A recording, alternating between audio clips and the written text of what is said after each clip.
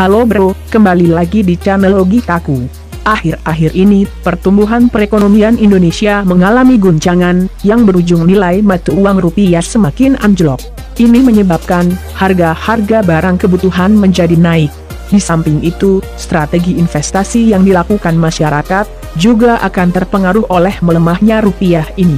Sebab, beberapa instrumen investasi, sangat ditentukan oleh nilai mata uang rupiah. Secara garis besar, melemahnya nilai rupiah terhadap dolar USA ini disebabkan karena permintaan akan mata uang rupiah jauh lebih sedikit jika dibandingkan dengan mata uang dolar USA ataupun euro. Lantas, mengapa hal tersebut bisa terjadi?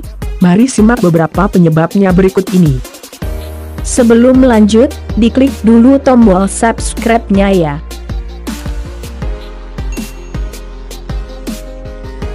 Nomor 1.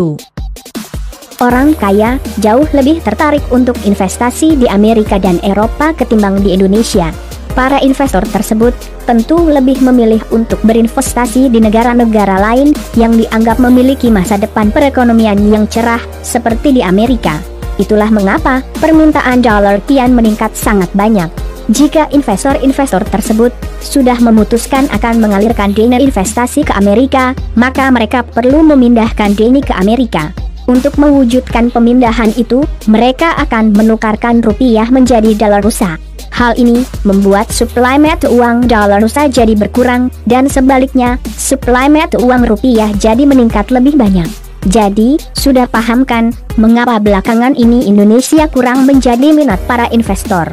Nomor 2. Impor meningkat, namun ekspor tidak. Peningkatan impor akan membuat permintaan dolar USA meningkat. Dengan demikian, nilai mata uang rupiah akan berkurang karena terus-menerus ditukarkan ke dalam bentuk dolar. Hal tersebut menyebabkan suplai rupiah semakin naik, beriringan dengan permintaan dolar yang juga naik. Penyebab turunnya ekspor dari Indonesia ke negara lain misalnya, perang dagang antara Cina dengan Amerika Serikat. Cina memberikan tarif bea masuk senilai 75 miliar dolar Amerika untuk barang-barang yang diimpor dari Amerika Serikat, seperti produk pertanian, pakaian, mobil, bahan kimia dan tekstil. Presiden AS, Donald Trump pun juga melakukan hal yang sama. Ia menaikkan tarif bea masuk sebesar 5% untuk barang-barang yang diimpor dari Cina. Sesuai dengan pernyataannya, Trump tidak ingin Amerika Serikat bergantung kepada Cina, yang berujung pada defisit perdagangan serta pencurian kekayaan intelektual. Tentu saja, hal tersebut membawa dampak buruk bagi negara Indonesia, terutama dalam hal ekspor. Permasalahan ini bisa melemahkan ekspor Indonesia, dan memengaruhi ketidakseimbangan perdagangan Indonesia. Penyebab meningkatnya impor dari luar negeri ke Indonesia adalah perkembangan industri di Indonesia kurang baik.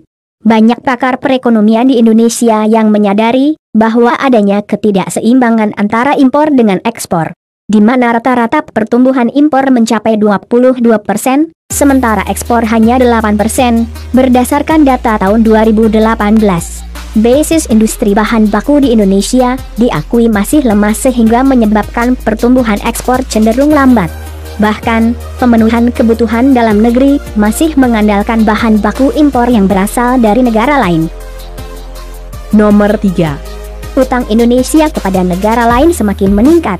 Dilihat dari jenisnya, utang Indonesia terbagi menjadi dua, yaitu utang dalam negeri dan utang luar negeri, di mana utang dalam negeri tetap menggunakan mata uang rupiah. Sedangkan utang luar negeri berupa valuta asing, falas, dan paling banyak berupa dolar USA, USD. Utang luar negeri inilah yang dapat membuat nilai mata uang rupiah semakin anjlok, mengingat utang luar negeri bentuknya dikonversikan ke mata uang lain.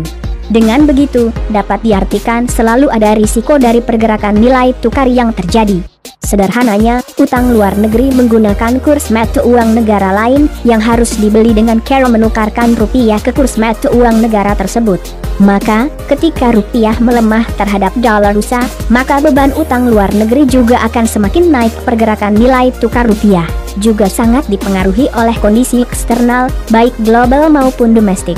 Jadi, apabila ada gejolak di luar negara Indonesia, maka mata uang global juga akan terpengaruh. Nomor 4.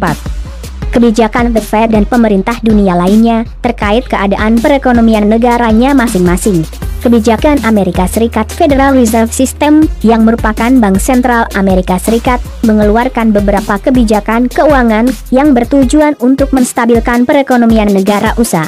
Kebijakan tersebut tentunya akan memengaruhi kondisi keuangan global, mengingat USA adalah salah satu negara dengan pelaku ekonomi yang paling berpengaruh di dunia. Seperti pada tahun 2008 silam, The Fed pernah melakukan quantitative easing asing atau tapering off untuk memulihkan kondisi ekonomi ketika Amerika mengalami krisis ekonomi yang cukup parah. Kebijakan Cina. Selain kebijakan dari Amerika Serikat, negara Cina juga mengeluarkan kebijakan keuangan yang menguntungkan negaranya. Pada Hari Pembukaan Kongres Rakyat Nasional Cina 2019, Perdana Menteri Li Keqiang mengumumkan bahwa adanya pemotongan pajak dan peningkatan anggaran pertahanan untuk mendorong perekonomian mereka yang mulai melemah. Secara lebih lengkap dikatakan, pemerintah Cina akan memotong 298 miliar dolar Amerika pajak perusahaan dan biaya kontribusi asuransi sosial, serta menurunkan PPN untuk sektor manufaktur dari 16% menjadi 13%. Pada saat Cina melambatkan perekonomiannya terkait dengan perang dagang dengan Amerika Serikat, permintaan Cina akan produk-produk dari negara berkembang cenderung menurun. Nomor 5. Perbedaan inflasi di negara Indonesia dengan negara lain.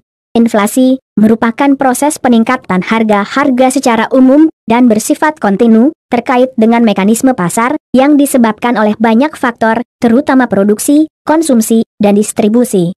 Inflasi digolongkan menjadi 4, yaitu inflasi ringan, kurang dari 10% per tahun, inflasi sedang, 10% 30% per tahun, inflasi berat, 30% 100% per tahun, hiperinflasi 100% per tahun.